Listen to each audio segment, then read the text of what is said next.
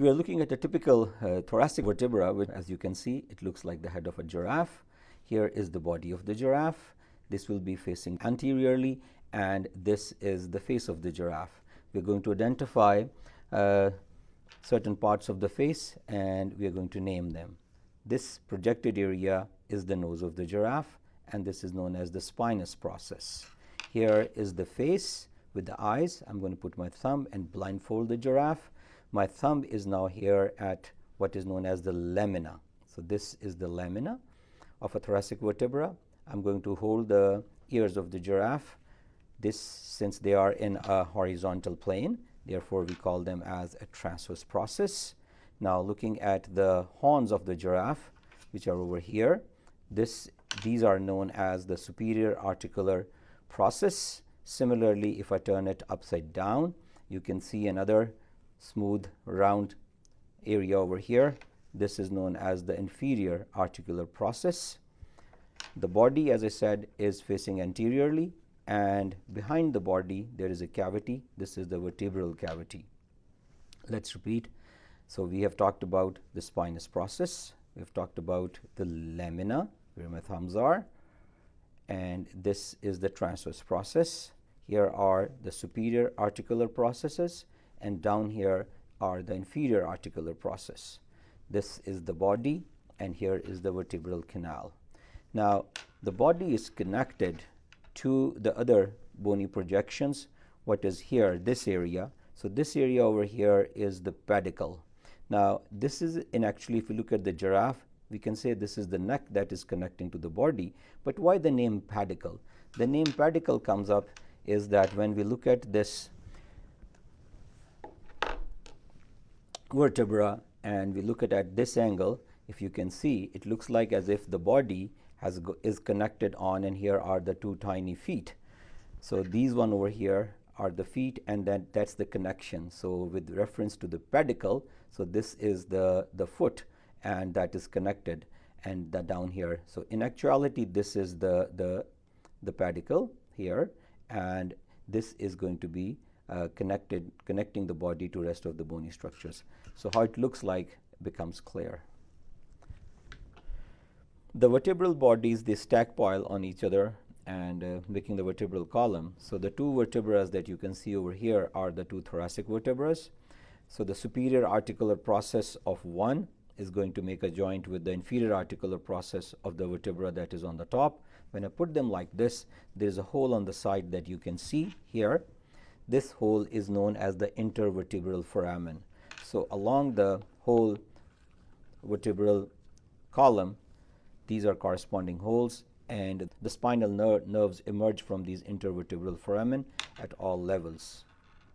A typical lumbar vertebra is more thick, bulkier, and bigger in size, but the name of different bony parts is exactly the same. So here is the body. As you can see, let's see, how does it look to you? Well, you can guess it. It looks like the head of a moose. Great. Now let's identify.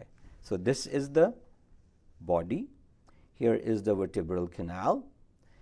This is the pedicle.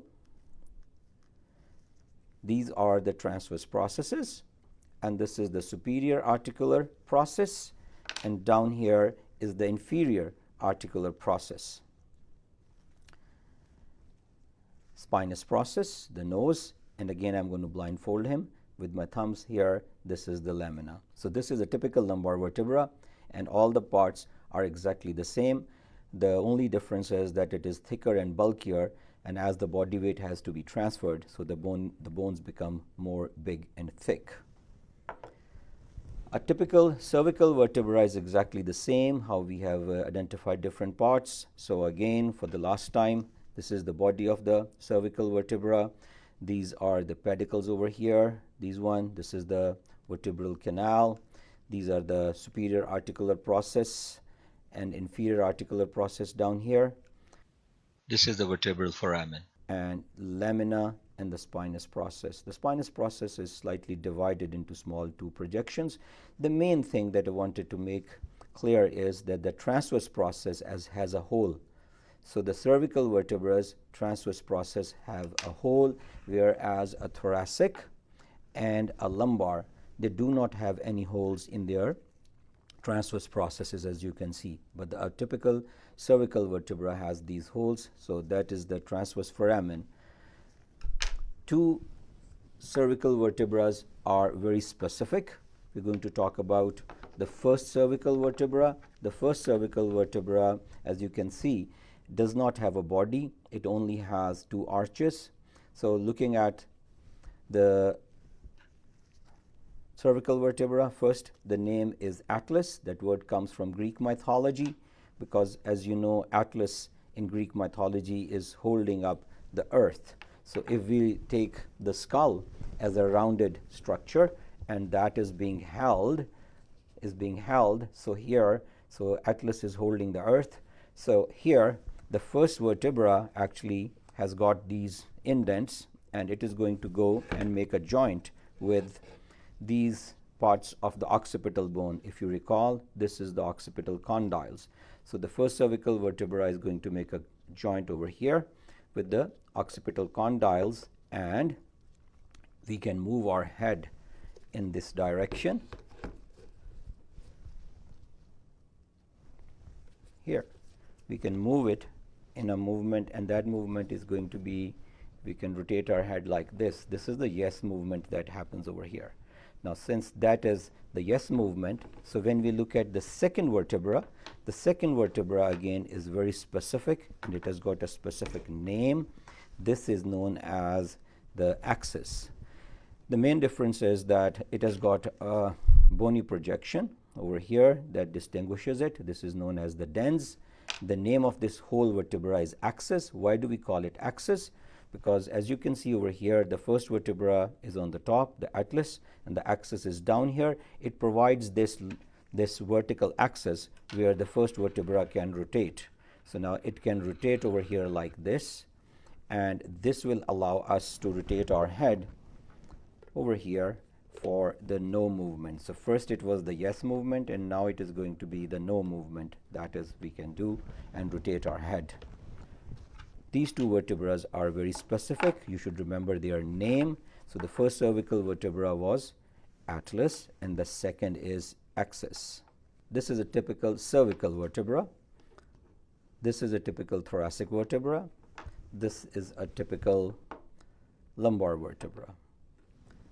In your exam, you could be asked to name a region: lumbar, thoracic, cervical. You should also know a specific name of the first and the second. The first is atlas, and the second is axis. This bone is known as sacrum. It is actually 5 vertebrae that have fused: 1, 2, 3, 4, and 5. And also you can see these holes. The nerves are going to emerge from here. So these 5 fused vertebrae make up the sacrum. The sacrum is the bone present at the inferior level of the vertebral column, and it covers the space which is not covered by the coxal bones. Here is where it is going to make the joint with the coxal bone at the auricular surface that we have already studied. At the end, here there are 3 to 5 vertebrae, very small. They are fused, as you can see them here. These are known as the coccygeal vertebrae, and together this is known as the coccyx bone. It is going to be here attached and making the lower end. Here is the coccyx bone, and this is the sacrum bone, and this is the coccygeal bone.